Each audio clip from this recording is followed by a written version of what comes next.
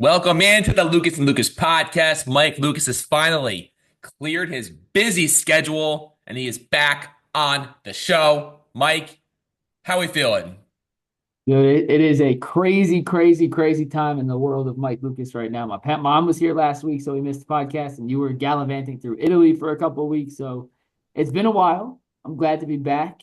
And I saw you were live producing the podcast in the rundown last night when I happened to take a gander at it, and I had some fun messing around with the rundown. So let's get into some topics today that I have some takes for you on. So did you see? I gotta start with this. Did you see that Rory McIlroy's 4-year-old daughter's 45-foot putt? I did not know. So it's this extremely viral sensation that's going around at the Masters on Wednesday. Like the players and their kids, play around together or whatnot. And Rory's daughter, you should look it up here. She's 4 years old, 45-foot putt. She just like taps the ball like something that you expect a 4-year-old to do, and it magically it starts off really slow, then picks up speed and ends up in the hole. And I'm calling BS on this because I'm looking it I up right now. I believe that this was a remote control ball that someone was directing right towards the hole for this to go in, because I guarantee you that in the actual tournament, if any of the pro golfers attempted this putt, they'd probably make it around maybe 10% of the time. That's the degree of difficulty of this putt. And it's literally like 1 in a million. If this was actually real for that to go in. So I'm telling you right now, there was some sort of external force, whether it was a remote control, whether it was a magnet steering the ball towards the hole. I'm watching it right now. Oh my God. It's just for that to be real. Like, come on, a 4-year-old, a 4-year-old. Anthony's in the office with me. Anthony's gonna come over and watch this live. You're gonna get live. This is incredible. Well, she barely touches it, She but barely touches it. Just like a little tap. and then it trickles down. I mean, literally, and she shakes it with the inside of her putter, Frank, which doesn't help either.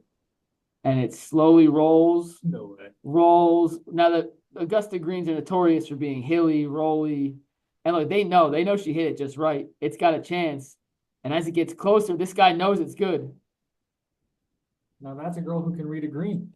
That isn't Frank. I'm so glad you showed me that. I did not see it. That is absolutely incredible, and I think it is real. I mean, when you make a putt like that, whether you're a professional, whether you're a 4-year-old, it is basically all luck anyway. You just have to hit it with the proper speed, and she's obviously had Rory and Rory's dad, Rory's caddy, line it up for her, and they I said mean, just she tap literally it, had and no idea what she was doing. She but had she no shanked idea the what she was doing. They were just like, here, just tap the yes, ball, and we'll make sure it exactly. goes in.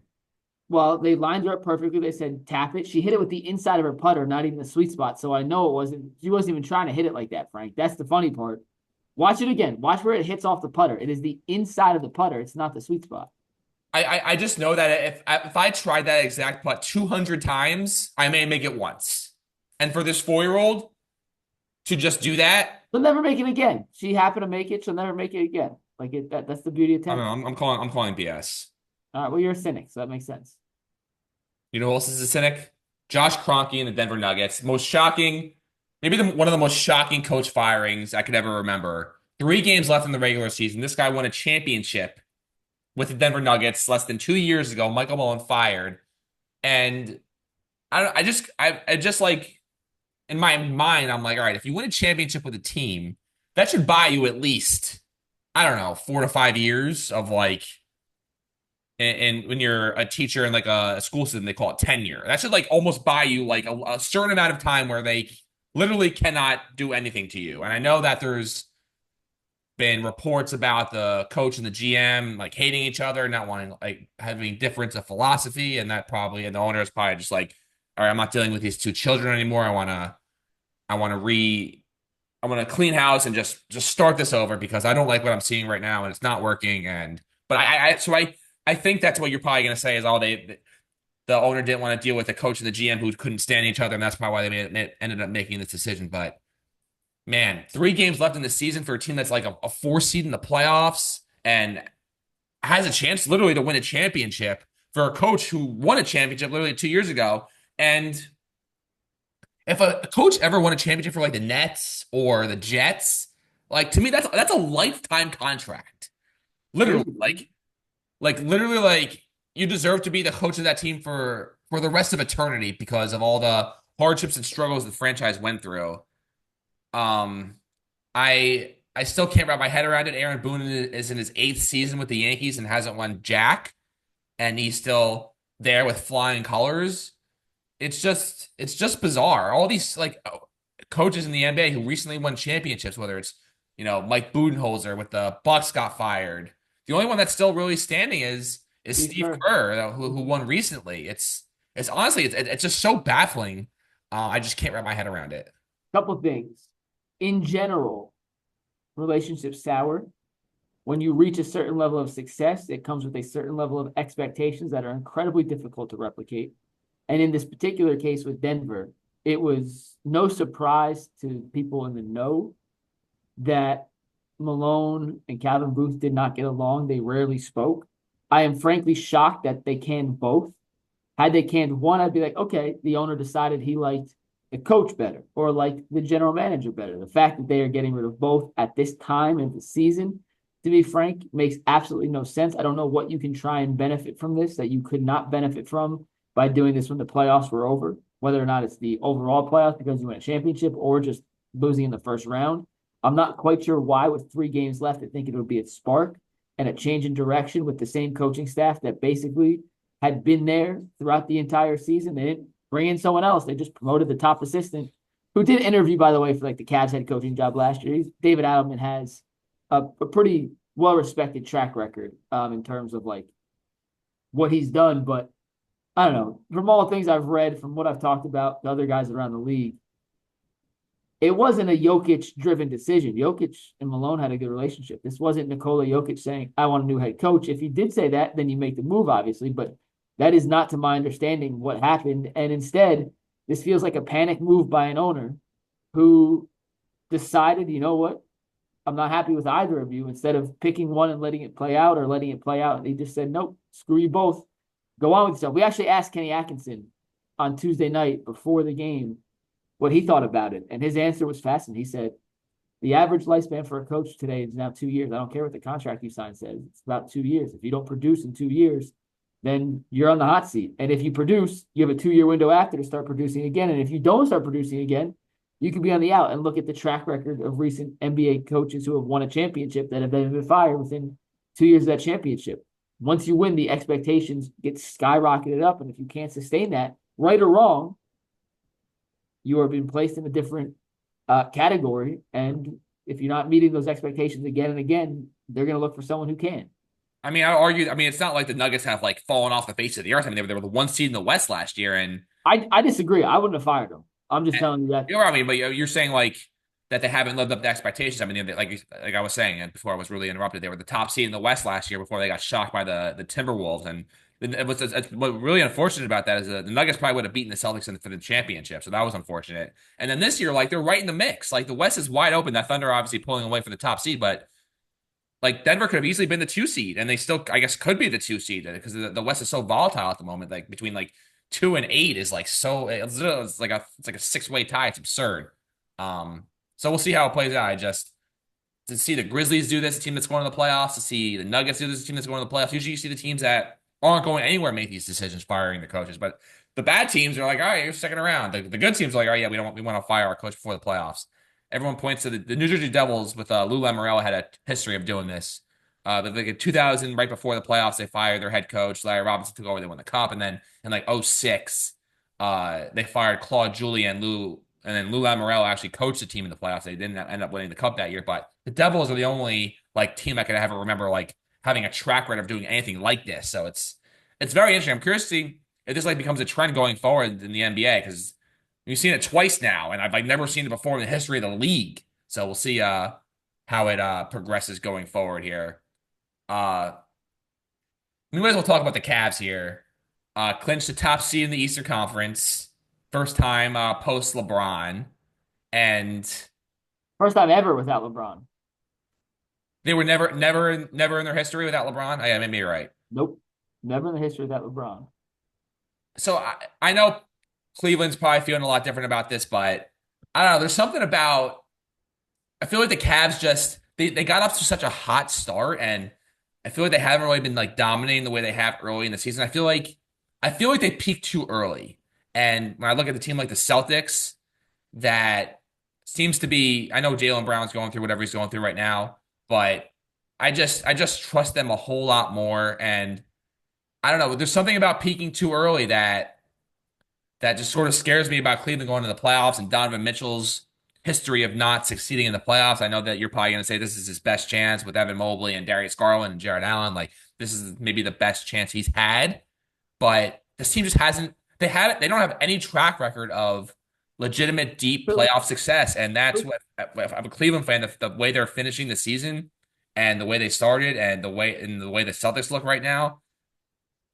I know that there's a chance. I mean, listen, they could win the championship, go to the Eastern Conference Finals, but and when push comes to shove, like none of these guys have been there and done that, and that terrifies me if I'm a Cleveland sports fan. Yeah, I mean, I think Boston's the favorite right now over Cleveland. That's I pretty think significant favorite, like minus 150. yeah, and I think that until you beat the King, they are still the Kings. I think the bit of slide in their play has been drastically overstated. Frank, do you know since the All-Star break what Golden State's record is? Because Golden State's been surging of late, right?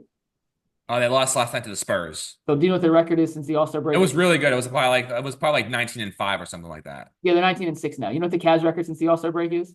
No. 19-6. So it's all perspective, right? It's all perspective. That's the reality. The year the Nuggets won the championship, they finished the season in their last 14 games 7-7.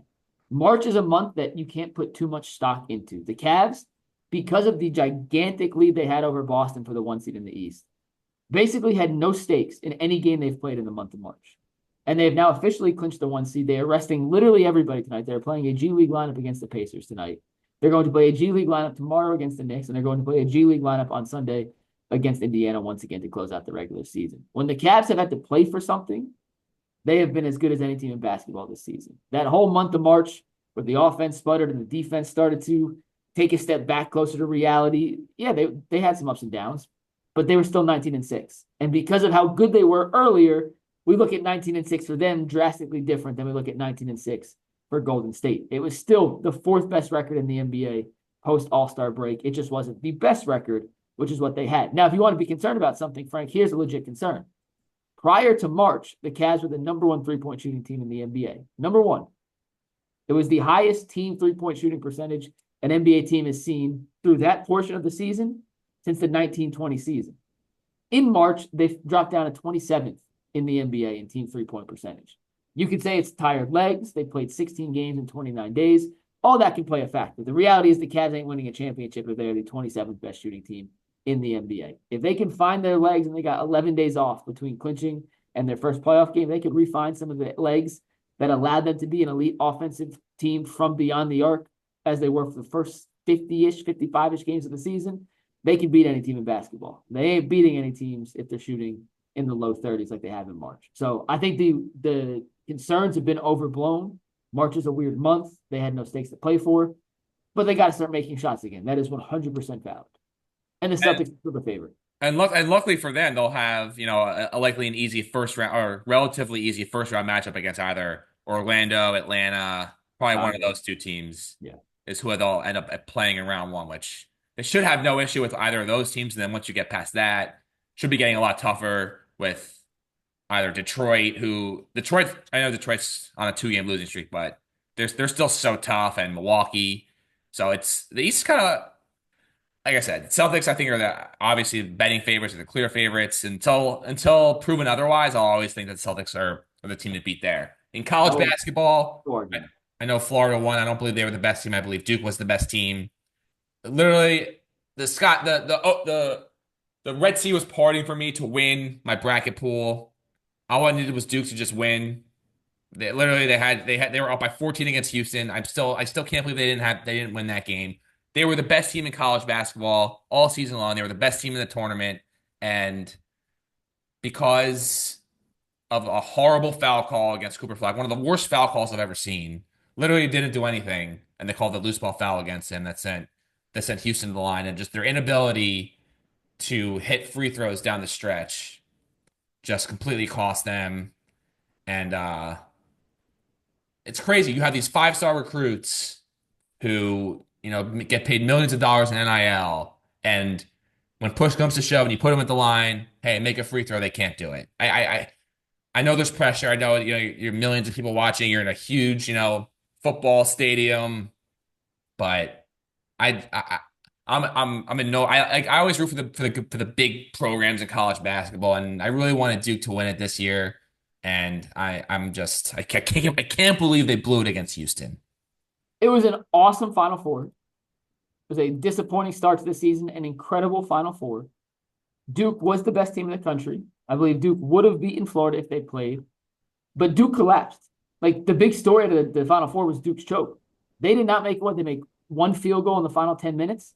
Tyrese Proctor having the balls to wave off Cooper Flag and Con Knipple to take that free throw when he was by far the lowest free throw shooter percentage-wise on the team, only to shank the free throw. Like, that takes a lot of balls. It was a bad over-the-back call, Frank. I hate the fact that Houston took the lead in a game that was so back and forth without having to score a bucket. They got put there. But kudos to Juwan Roberts, who was a 62% free throw shooter, who stepped up and nailed both. Tyrese Proctor didn't.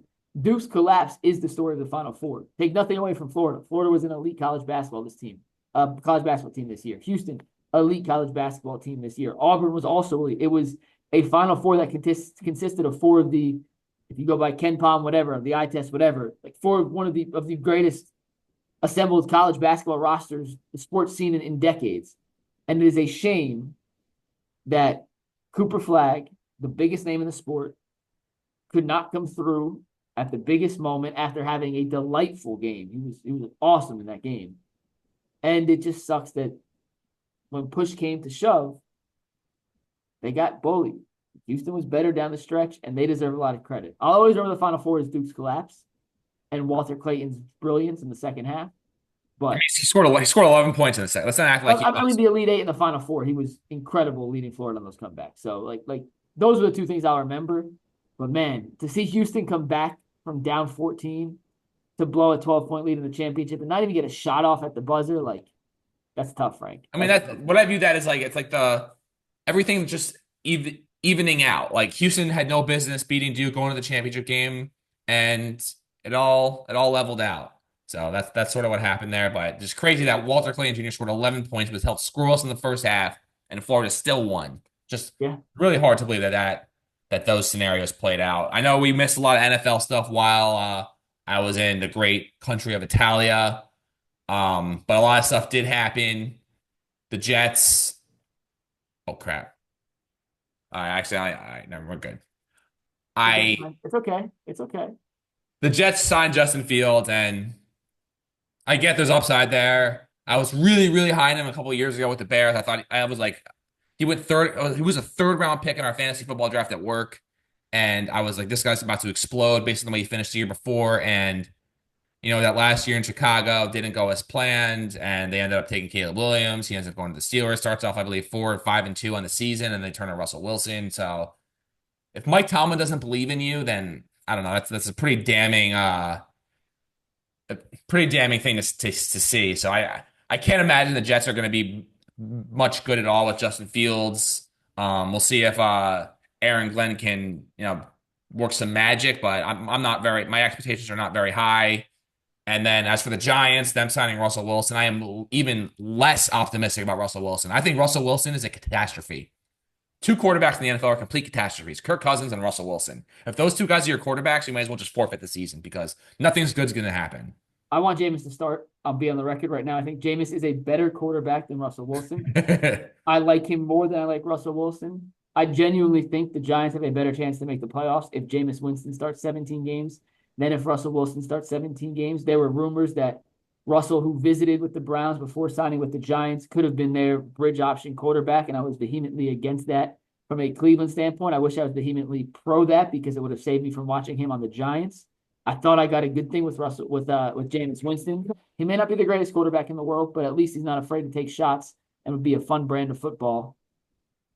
Wilson does not throw across the middle. He throws a great deep ball, and if it's not there, he throws it away. And I think Mike Tomlin pretty much told you, we don't have a quarterback, but we'd rather have no quarterback than have Russell Wilson or Justin Fields right now. And that's telling, Frank. And specifically in the Russell Wilson situation, because at least Fields got money. At least Justin Fields got paid. Russ got a 1-year deal. 1 year. That's it. Nothing else. And it was with the Giants to come in and compete. And I hope he's not the starter, Frank. I hope. You know he's going to be the starter. I mean, I listen. know, and I'm just trying to talk myself into the fact that he's not going to be. I hope it's Jameis Winston. But the answer to your question, does New York have a quarterback? No, the city of New York still does not have a quarterback. So the thing with Jameis, I know you're attached to Jameis because you saw him in Cleveland, you saw what he could do. And there's going to be moments where he looks like he could be a top 5 quarterback in the NFL. He has games like that where he'll just look like a world beater, but then he'll have other games where he looks like he's never played quarterback in his life. And, he's never really like learned how to like be consistent. He's never been able to put it all together. I know he's, had inconsistent reps, and after that 30-30 season that he had in Tampa Bay, he's never really gotten the keys to the car. I could be wrong. Maybe if he, got those opportunities to start week in and week out, every weekend, the teams were willing to be patient with all of that comes with Jameis Winston. Maybe at some point, he's able to put it together and be consistent. I just don't think he has what it takes to put it all together. So it's I going don't to be either, Frank, but it's better than Russell Wilson. Russell Wilson's a disaster. I mean, I like cringe seeing him at like the Knicks game, like getting cheered and like throwing the balls with the fans. It's like, dude, you're like gonna be gone and out of here so fast. Like, and he's so fake. He's my least favorite quarterback to listen to talk. The way he talks, how positive he is all the time when he's so terrible. It's like I find him to be like the most cringeworthy quarterback in the NFL. He's so fake. He's such a fraud. I can't stand listening to him. And he's not a good football player anymore. It's weird. He was so good for a stretch.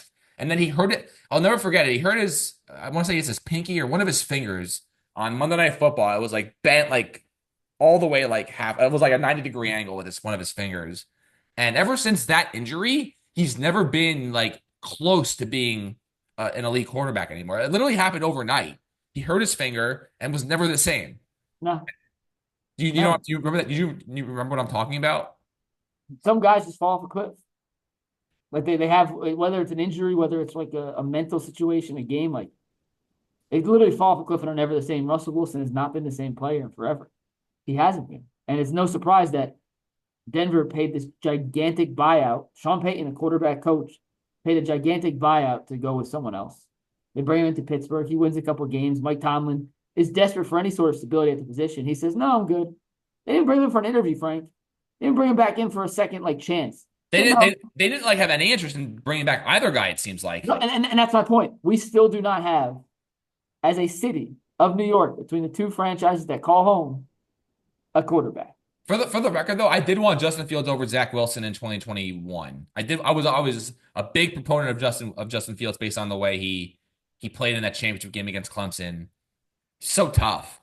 Not that I say like I'm pat myself on the back that I was right, because Justin Fields now on his third team, and he's better than Zach Wilson. That's all I'll say about that. If that's the bar, we have a pretty freaking low bar, but you are right.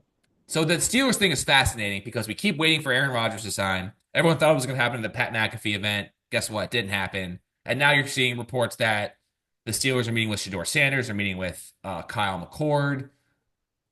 I don't know what the hell Aaron Rodgers is taking so long. I just if you don't want to play, then just retire. Like, it's ridiculous.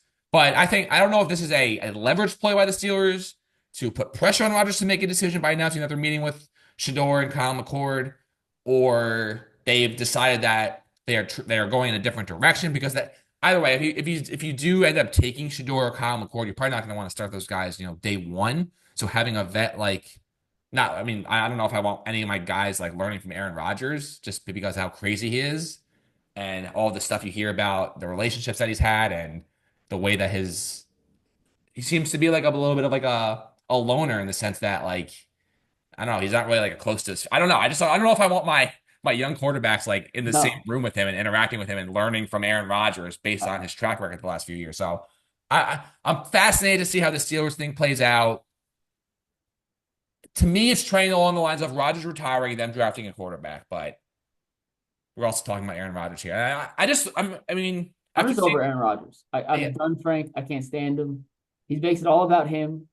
The only reason this is prolonging as long as it is Aaron Rodgers likes being in the headlines. He likes being talked about. If he signs, he's not getting talked about nearly as much. The fact that he can drag this out and pretend that there's some real drama here is not only hurting, I think, himself, but it's hurting other teams. Like he had a chance to go to Minnesota. Would have been a great fit there if they didn't think JJ McCarthy was ready to take over.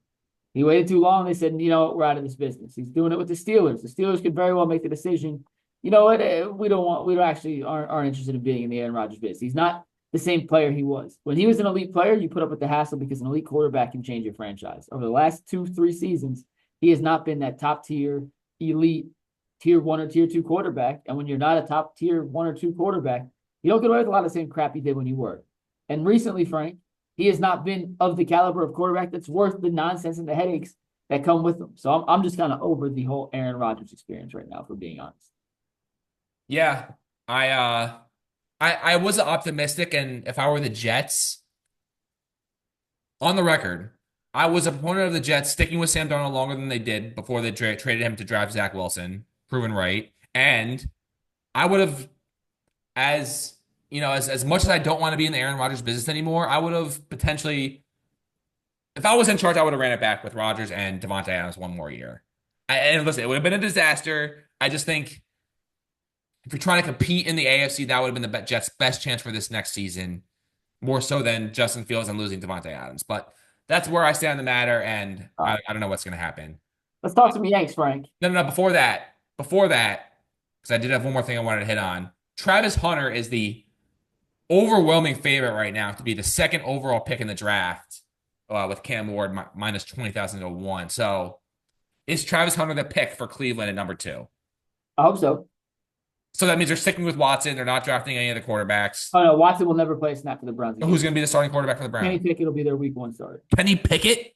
Ugh, that's disgusting. Or Kirk Cousins. Oh my God, horrible. Those are going to be the 2 quarterbacks that are competing. Horrible. For Gross. This is disgusting. I mean, all right, if I'm Travis Hunter and Kirk Cousins is going to be potentially throwing me passes, I pass. Well, he Pass. doesn't have that. He doesn't have that option. I mean, technically they do. I mean, we haven't seen it in a long time, but these guys. He's not a quarterback. He does not have that leverage. I would go with. I mean, Kenny Pickett that's who the Browns are going to roll out. And actually, that's disgusting. I mean, you may as well just forfeit the season at that point. I think it's their point, Frank. That is repulsive. I genuinely think that they are in the market for a 2026 quarterback. If they could trade down from number 2, they would. I mean, Deshaun Watson just had comments that he's using doubt. I obviously he said he'll say whatever he would need to say, but everyone's doubting me. Everyone don't believe in me. Frank, he's not gonna be cleared to come back from his torn Achilles till mid-October. I know I'm going to be way better than before, he said. Yeah, we talked about it on the show today. That's not going to happen. I think there's a chance he plays in the NFL again. It won't be the Browns. When you were in Italy, I'm not sure if you heard this, but the owner of the Browns, Jimmy Haslam, at the owners' meeting said I heard we took that he was a made mistake. a giant mistake. We swing and miss. That essentially severed any potential for Sean coming back. Pickett or Cousins will be the starting quarterback. Ugh, We're gonna why? win 4 or 5 Honestly, games. I mean, I get you don't quarterback next year. That's just the I reality. get you don't want Watson, but at that point, man, I hate both of those guys. You're winning. I would sign Flacco. I mean, honestly, God, Joe Flacco would be the guy I'd sign if you were trying to win games this year. I don't think, and I don't get the impression they are that interested in winning games. I think they're trying to put themselves in a position to draft a quarterback high in 2026 where they like the candidates better. I think the Browns, if they could, would trade back. But I don't think there's any team willing to trade up to 2 because you don't trade up and give up a future first-round pick for a wide receiver. You don't. In the history of the league, it's happened like 3 times. You do it for a quarterback. And the quarterbacks just frankly aren't there. Shador is not a blue-chip prospect. Tyler Shuck is not a blue-chip prospect. Jalen Milroe, not a blue-chip prospect. Jackson Dart, not a blue-chip prospect. If they liked any of the quarterbacks, that would be the pick at 2. But it is no surprise that after the Colorado Pro Day, all the rumors were Browns love Travis Hunter, and you have Louis Riddick on First Take saying yesterday, Deion and Shador don't want to go top 3, actually. They want to go later in the first round so they can bet with a better fit. It is no surprise, Frank, that following the Pro Day, both the Giants and the Browns appear to be heading elsewhere than quarterback. Yeah, we'll see how it plays out. One guy that I was really, really high on was I know that He played one game, but Joe Milton looked unbelievable against the Bills in week 18 for One game. Don't look too much into it. I but I almost like him, like as like if he was in the draft this year, he'd like be my second quarterback behind Cam Ward. Maybe. I shot my shot in college with Matt Sims, and he never really got an opportunity. But I'm just really high on Joe Milton. But we'll see. I'll probably be wrong, but that's just where I stand. Uh, I'm just happy that I would love for Travis Hunter to go to the Browns. That way, I don't have to see him with the Giants or the Patriots, and that's my number one goal with this. So as long as if that happens, I'd be over the moon because then that way Travis Hunter can rot in Cleveland. He'll never be on a relevant team, and I don't have to deal with him in New York or New England. So that's the ideal scenario for me. Yeah, it'd be ideal. You just said no reaction to the rot in Cleveland. I mean, what do I say? Like they've been a disaster. I don't know. So as for the Yankees, another disaster. Devin Williams he's got to be the worst closer the Yankees have ever rolled out there in the history of this time I've been watching the team as Stephen Kwan makes it 4-1 Guardians over the White Sox. There we go. Um, the dude his fastball like tops out at 93 miles an hour. He has like no like confidence on the mound. Like I thought this guy was supposed to be one of the best closers in baseball. The guy barely touched 93 miles an hour. Every time he's coming into the game, I believe he's made 3 appearances this year. Opening day against the Milwaukee Brewers, where he had to pull a rabbit out of his hat to get out of that jam. He lost the game against the Pirates because he wasn't holding the runner on. And then on Wednesday against the Tigers, 4-1. I want to say it was 4-0 going into the ninth inning, and he allows 3 runs to score, leaves with a tying run on second, and can't even get out of the inning. I mean, never had less confidence in a closer in my time watching this team. I really thought this year, like after the Clay Holmes debacle, and now we're seeing Clay Holmes strike out 11 batters for the Mets. It's ridiculous as a starting pitcher pitching in the seventh inning. I never thought I'd see in my lifetime. And seeing Devin Williams go out there and barely touch 93 is been a disaster to watch. Max Fried, after a couple up and down starts, but keeping the Yankees in the game was unbelievable on Wednesday. 11 strikeouts, was incredible. Yep. The torpedo bat controversy was one of the biggest jokes I've ever heard of. Everyone was freaking out because the Yankees had one good offensive game, and they're like, torpedo bats, gotta ban them. And now the Yankees haven't heard a peep about torpedo bats in like 2 weeks because the Yankees have started to struggle offensively. So I don't know. I never want to hear about torpedo bats ever again. As for the lineup, it seems like whenever Aaron Judge goes, the Yankees win. When he doesn't hit, they don't win. Hopefully Stanton comes back soon. Ben Rice, huge fan. Austin Wells after that hot start has been terrible. So very, very up and down, but good thing it's early. Clark Schmidt's coming back next week. At the very moment, the Yankees are half game out of first place, so the sky isn't falling yet, but that's where I stand on the early season going. And my biggest thing is Luke Weaver's got to be the closer over Devin Williams because I do not trust Devin Williams to watch my dog. I don't trust him to do anything, honestly. Yeah, I have full disclosure. I've watched like 2 Yankee games this year, so I have not been as locked in. But following along on social media, yeah, it seems like he's not the same pitcher he was in Milwaukee. Like when the preseason rankings came out, he was ranked as a top 3 closer in baseball. And it's funny because him and Emmanuel Clase here in Cleveland have been terrible this year, Frank. Clase has a 6 ERA in 4 appearances already. He's given up runs in 3 of the 4. And I'm not quite sure if there's any correlation between closers just not being as dominant for as long anymore. Like, I think it's too early to make any sweeping judgments, but the Yankees bullpen was supposed to be a strength. Like that. I mean, the bullpen outside of Devin Williams has been a strength. Let's not act like the whole bullpen's been terrible. But if your closer isn't getting the job done, then your bullpen did not do its job. But I mean, it's not fair to group everyone in the Yankees bullpen has been terrible. Everyone's been lights out. It is not fair to make any judgment after 10 games. So, like, all of this is in the minutia. And just I know he better figure it the F out. That's it. He better figure it. And that's what I'm getting to. There are other guys that are capable of doing his job. And if he's not up for the challenge of being the New York Yankees closer, which comes with a lot more pressure than being the Milwaukee Brewers everyday closer, Frank, then I would make him and put him in a different role and figure out who should. Honestly, I wouldn't put him in any game unless the difference in the game was 6 runs. Like he's got to start earning my trust back because right now he has 0 trust. I'm with you. All right, that will do it for this edition of the Lucas Podcast. We'll probably be back in the next couple months because Mike has the busiest schedule of all time. But We if can all do it goes next well, week. if all goes well, we'll do a podcast next week ahead of the NBA playoffs. We'll know who the Cavs are playing in round one and who they'll probably likely lose to in round two. Peace.